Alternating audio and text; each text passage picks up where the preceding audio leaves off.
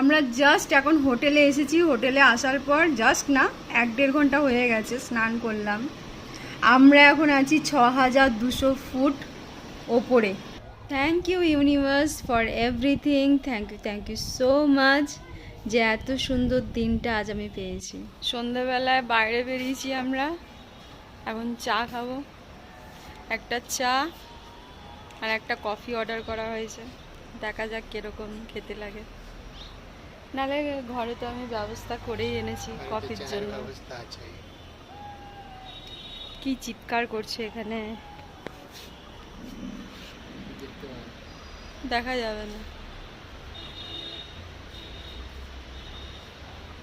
অ্যাডভেঞ্চারের নামে কত কি দোল্লা, ওপরে শুয়ে শুয়ে কারা দড়ির ওপর দিয়ে চলে যাচ্ছে, বাপরে বাপ, দেখলে ভয় লেগে যাবে।